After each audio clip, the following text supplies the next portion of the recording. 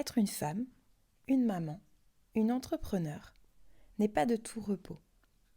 J'ai créé Merci Mec pour vous parler de neuroatypie, d'hypersensibilité, mais également d'emprise, de manipulation et de violence conjugale. À travers ces épisodes, je vous parlerai de moi, des personnes que j'ai pu rencontrer, du vécu de certaines femmes et surtout de comment faire pour passer de victime à puissante. Alors bienvenue dans Merci Mec.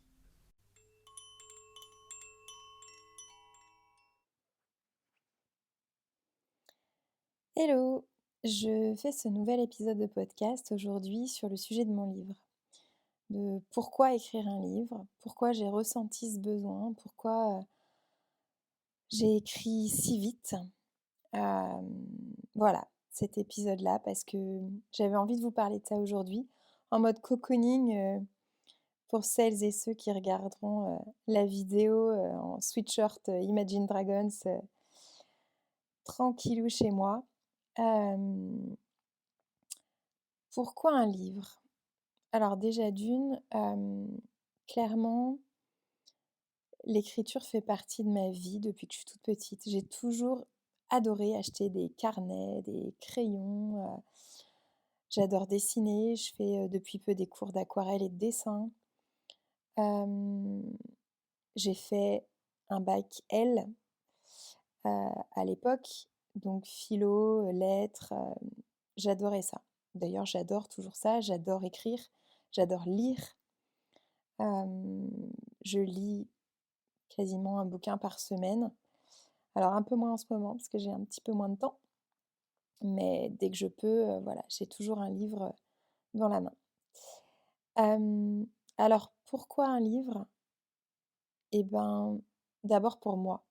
D'abord pour moi parce que pour évacuer tout ce que j'avais à sortir, toutes les émotions, qu'elles soient positives ou négatives, ou plutôt, je dirais, agréables ou désagréables, j'avais besoin de poser sur le papier.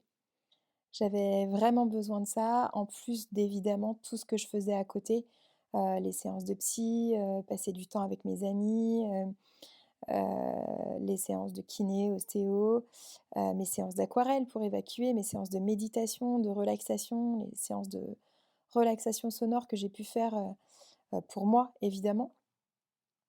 Eh bien, tout ça ne me suffisait pas. J'avais vraiment besoin de poser sur le papier, hem, tout ce qui s'était passé dans ma vie. Et puis, de toute façon, je suis comme ça aussi, j'ai toujours aimé aider les gens.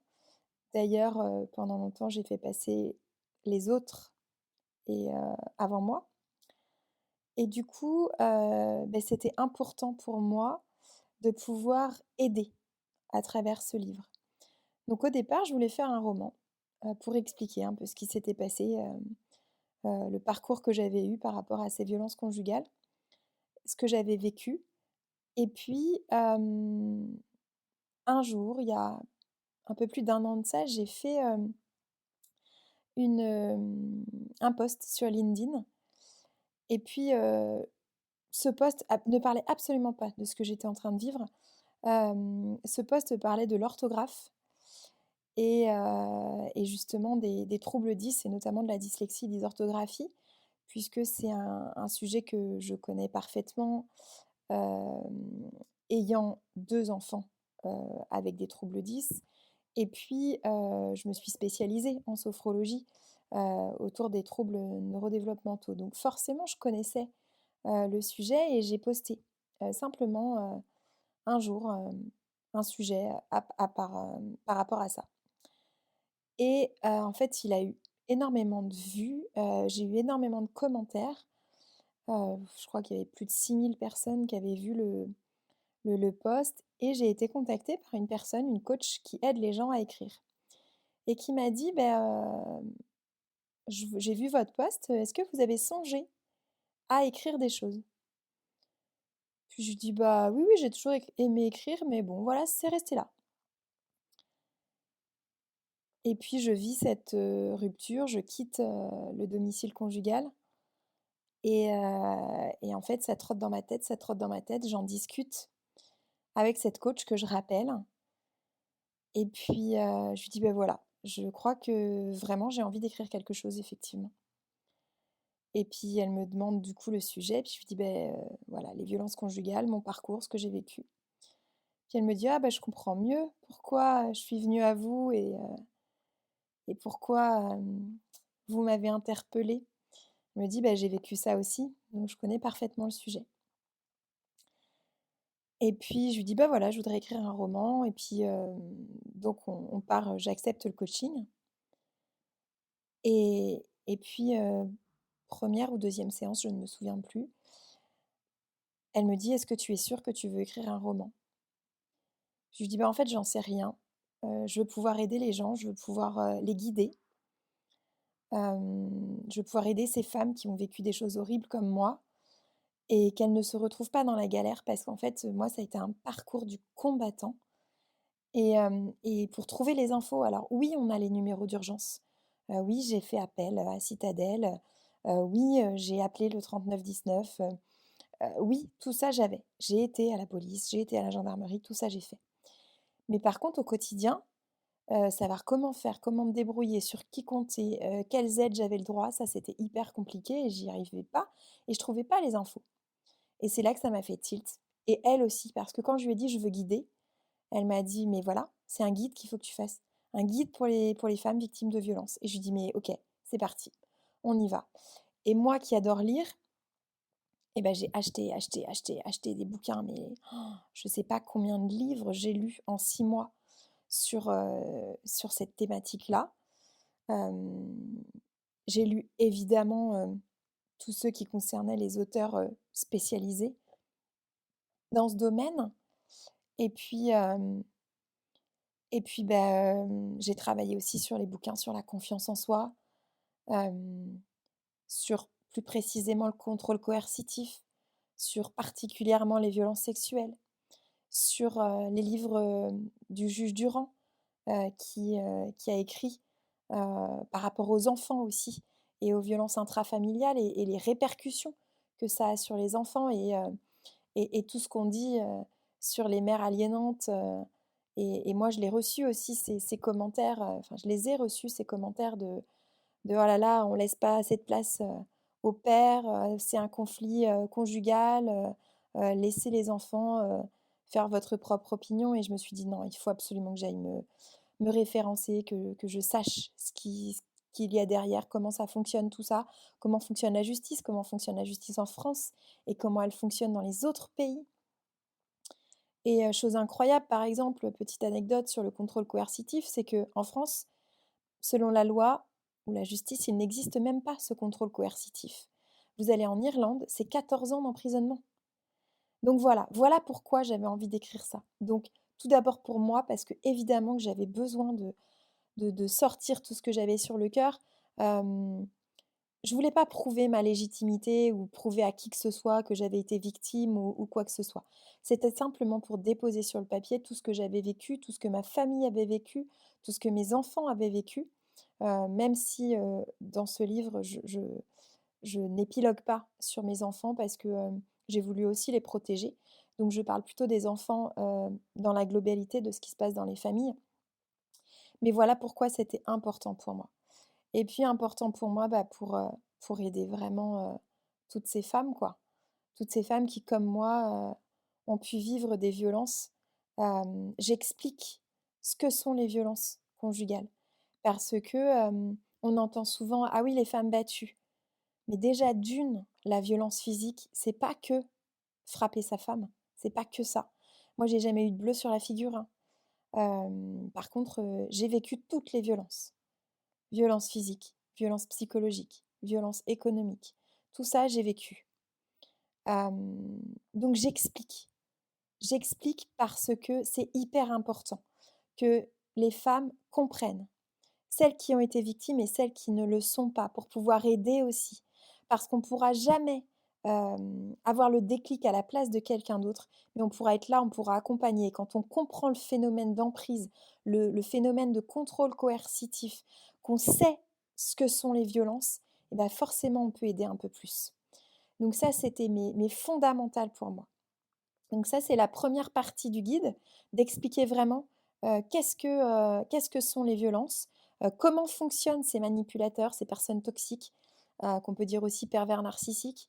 Comment est-ce qu'ils fonctionnent? Comment ça fonctionne à la maison? Quels sont les différents masques de ces personnes? Parce qu'évidemment que, ils se comportent pas de la même façon à l'extérieur qu'à la maison. Ils prennent différents masques en fonction des interlocuteurs qu'ils ont en face d'eux.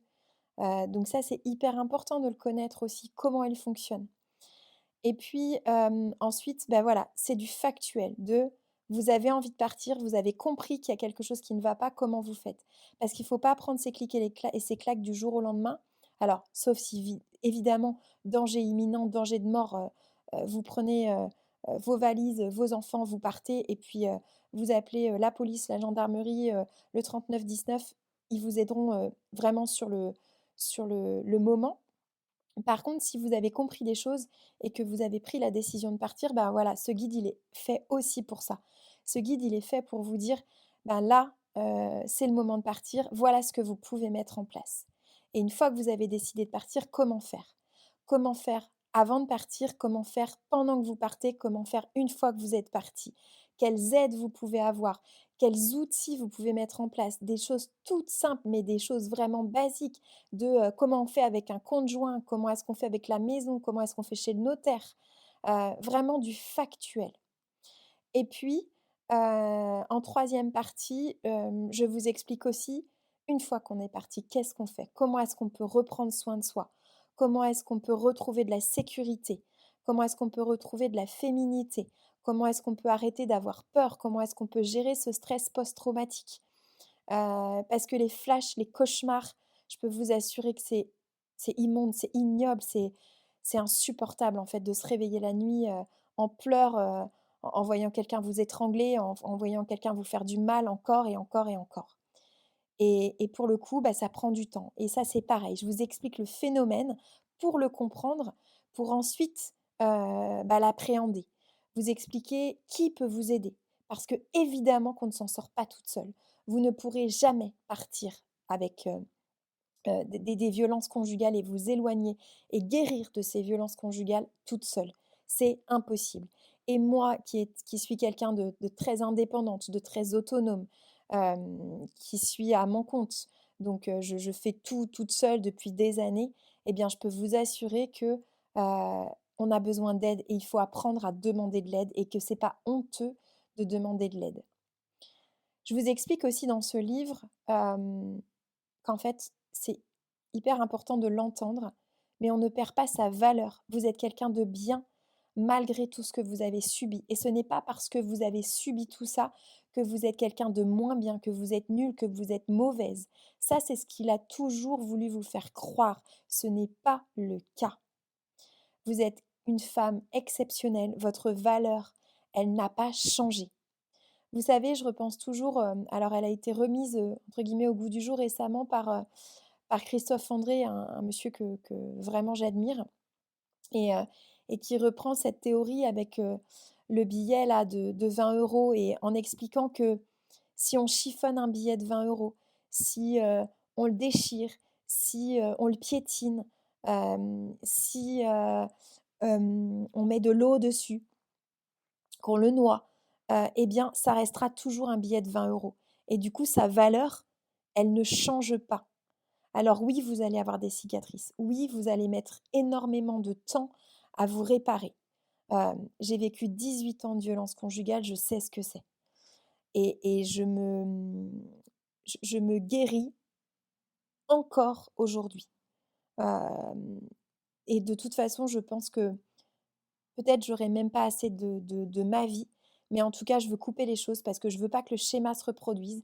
Je veux apprendre des belles valeurs à mes enfants, que la famille, c'est pas ça, que l'amour, c'est pas ça, que la bienveillance, c'est pas ça. Et du coup, dans ce livre, j'en parle aussi et ça, c'est tellement important pour moi. Presque j'en parle, hyper vite là, parce que c'est quelque chose qui m'anime et j'ai fait ma première conférence là, le la semaine dernière et c'était tellement extraordinaire de pouvoir parler avec, toutes ces femmes et de ces hommes, qui venaient s'informer sur le sujet, qui venaient comprendre. Mais c'était juste incroyable et puis de me dire que j'étais faite pour les conférences, que j'expliquais hyper bien, mais c'était tellement génial, quoi. Ça redonne de la confiance en soi et en fait, l'idée, c'est pas de me mettre en avant, c'est de se dire que on est toutes capables d'y arriver. Vous êtes juste extraordinaires comme vous êtes et j'avais envie de dire: «N'en doutez pas», mais évidemment que vous allez en douter parce que je suis passée par là aussi. Je me suis dit pendant des années que j'étais nulle, que j'avais pas de valeur, que j'étais quelqu'un de pas bien, parce qu'on me le répétait tout le temps, que tout ce que je faisais c'était pas terrible. Mais finalement quand je vois le parcours que j'ai derrière moi, mais si en fait, je suis une femme juste extraordinaire, je suis une femme essentielle et je suis essentielle et j'ai travaillé ça en kinésiologie, et bien oui et c'est ça qui en est ressorti, c'est que je suis essentielle et du coup, d'où le nom du programme d'ailleurs qui va sortir bientôt, en ligne. Mais je suis essentielle et vous êtes essentiels. On a toutes quelque chose à apporter à ce monde, on a toutes quelque chose, la petite graine à planter et d'ailleurs j'ai rigolé parce que je me suis offert, une combinaison pour ma première re conférence et la marque c'est Graines et je me suis dit: «Bah, il y a pas de hasard, je plante moi aussi ma petite graine». Donc voilà pourquoi je fais ce livre. Je fais ce livre parce que d'une pour moi, de 2 pour vous, pour que la parole se libère, qu'on puisse avancer, qu'on puisse, dire: «Oui, j'ai été victime de viol. Oui, j'ai été victime de violence et ça ne me définit pas. Je ne suis pas que ça». Donc ça, c'est vraiment important que vous l'entendiez, que vous le diffusiez autour de vous. Hem je suis pas là, dans ce monde, pour enfin, peut-être que c'est de l'utopie, j'en sais rien. Mais je me dis que les choses bougent, qu'on avance et que c'est comme ça aussi, petite graine par petite graine, une femme après l'autre et ben, qu'on va pouvoir faire bouger les choses, faire avancer les choses, faire avancer les lois, former, les gens, former, les juges, former les avocats, former les gendarmes, former les policiers, former l'aide sociale à l'enfance. Hem Former dès le plus jeune âge, informer à l'école, informer au collège, informer au lycée, informer dans les facs. C'est nécessaire, c'est primordial, c'est fondamental. Eh bien voilà, voilà pourquoi j'ai écrit ce livre. Voilà pourquoi, je veux libérer moi cette parole et puis, bah, si vous avez envie de me filer un petit coup de pouce et bah, je vous invite à aller, sur le site d'Ulule, Ulule, parce que j'ai lancé ma campagne de financement participatif pour ce livre qui se terminera le 21 novembre prochain. Donc franchement, je compte sur vous, je compte sur nous et libérons cette parole pour ne plus avoir honte, pour ne plus avoir peur et qu'on puisse aller de l'avant. Voilà, merci et à très, très, très, très vite pour un nouvel épisode de podcast.